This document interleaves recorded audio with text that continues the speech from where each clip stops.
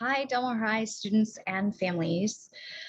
This is Monica Burton, your school social worker and wellness center coordinator. I wanted to take this time to offer some tips and strategies on different mental health topics throughout the year. So for the month of December, we're going to be looking at anxiety. And I'd like you to take a moment and just consider if you are someone who struggles with the feelings of worry, fear, and panic. Between school stress, social pressures, and the incredible changes that are taking place in your adolescent brain and body, it's normal to feel anxious sometimes. But if anxiety is keeping you from enjoying things that bring you joy, it's time to consider addressing that. The good news is there are many strategies and interventions that you can use to reduce anxiety and keep it from taking over. So today we're going to look at two videos that will give you more information on this topic. And the presentation will end with some additional links. So here we go.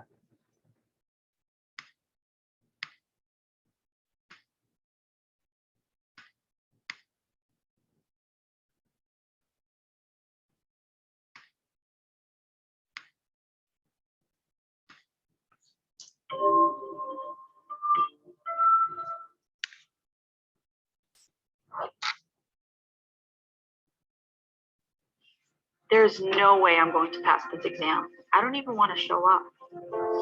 I was so uncomfortable at that party. It was hard for me to breathe and I got all sweaty. I had to leave. I won't go to sleep or leave the house unless I've made sure the stove is off and the doors are locked. Sometimes I do this 3 or 4 times. I have to get to the airport 5 hours early. You just never know what might happen.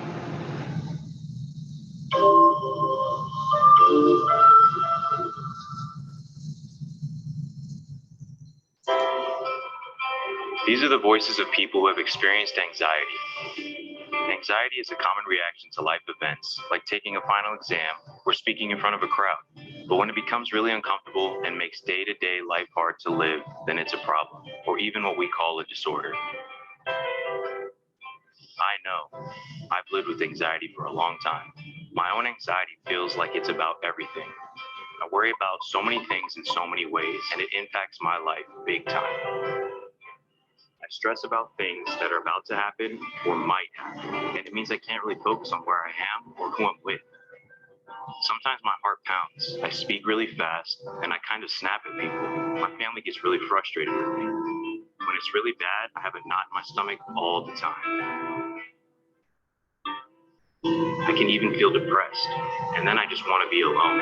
I feel like if I do something, I'll screw it up or something will go wrong. So a lot of times, I'd just rather avoid it all. I feel so much better staying home and maybe having a drink. Turns out, anxiety is a very common mental health symptom. It can be the main sign of generalized anxiety disorder, which I have, or social anxiety disorder, which is when people have a fear of being in public or meeting new people. For those of us with social or generalized anxiety disorders, it's really difficult to live the way we want to live. Some people have anxiety about really specific things. They are afraid of heights, snakes, spiders, or something else. These are called phobias. And when people avoid these things, anxiety mostly stays away. But when people can't avoid their phobias, it is a real problem. Some people experience anxiety and post-traumatic stress disorder or obsessive compulsive disorder, which can make people really overcome with anxiety.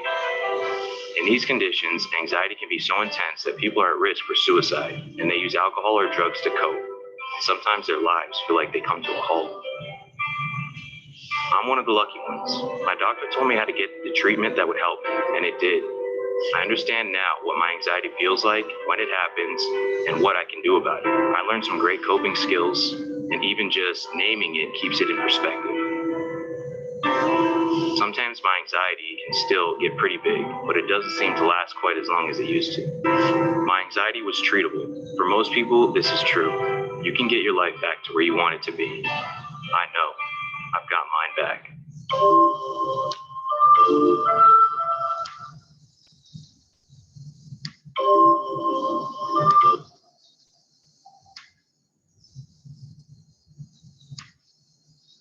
Hey Psych2Goers, welcome back to our channel. Your ongoing support helps us further in our goal to spread awareness about mental health and psychology. Thank you so much for all the love and support. Now, to the video. At times, we can feel stress and anxiety reach new levels. You may have felt so overwhelmingly stressed that you wouldn't turn in assignments on time. Or you may have felt an abrupt feeling of anxiety wash over you as you walked over to a class podium for a presentation. Or perhaps your stress and anxiety seem constant and unrelenting.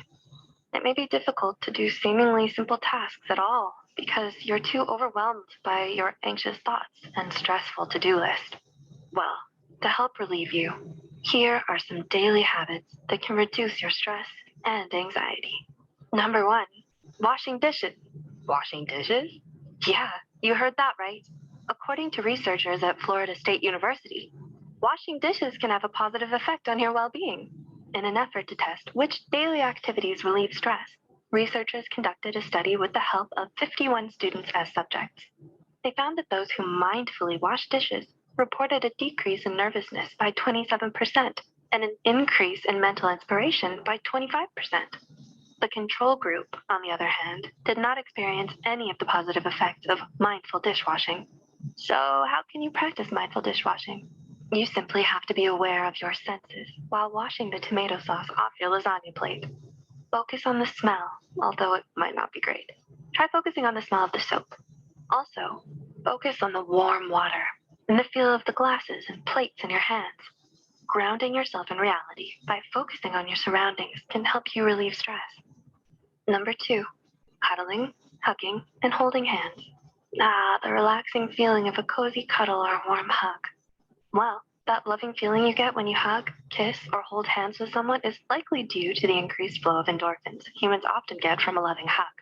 According to several studies, the pleasing chemical endorphins increase from cuddles and hugs, while the release of the stress chemical cortisol slows from hugs.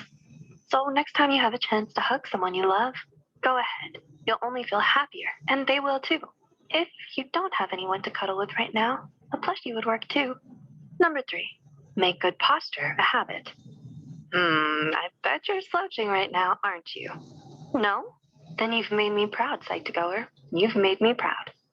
Slouching? Well, don't worry. I'll teach you the benefits of great posture, my little slouchy grasshopper. We are all guilty of slouching at times, but there are some positive effects on maintaining correct posture. According to a study in the Journal of Behavior Therapy and Experimental Psychiatry, upright posture can have a positive effect and reduce fatigue. The preliminary study's conclusions suggested that adopting an upright posture may increase positive effect, reduce fatigue, and decrease self-focus in people with mild to moderate depression.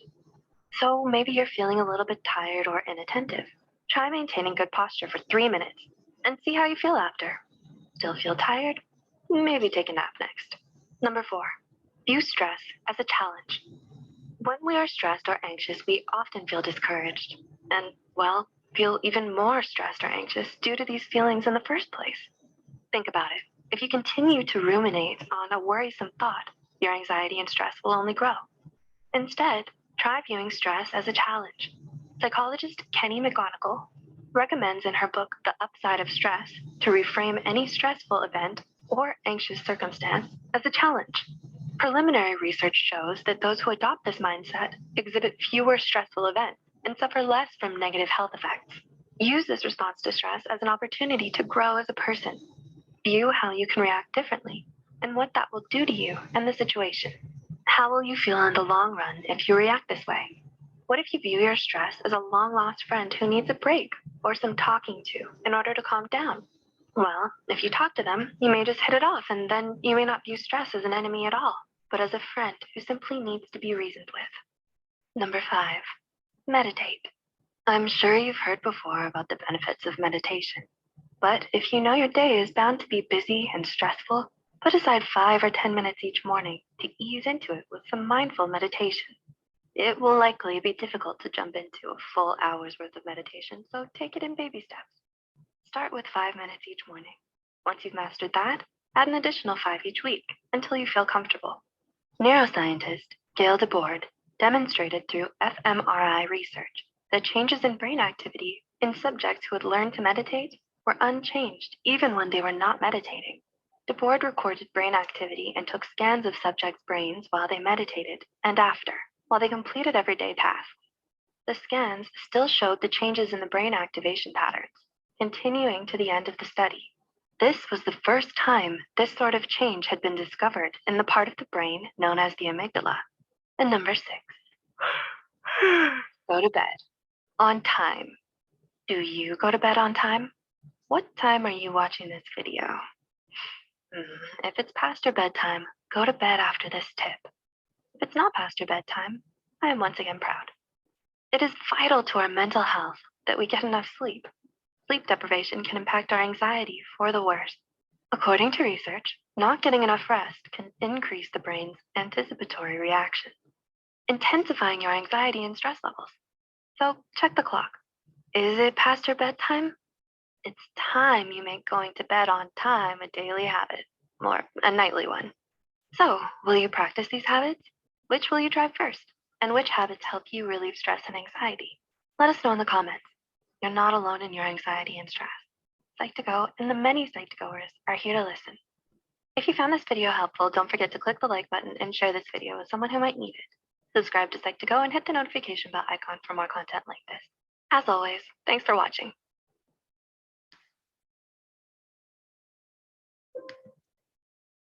Riley. Riley.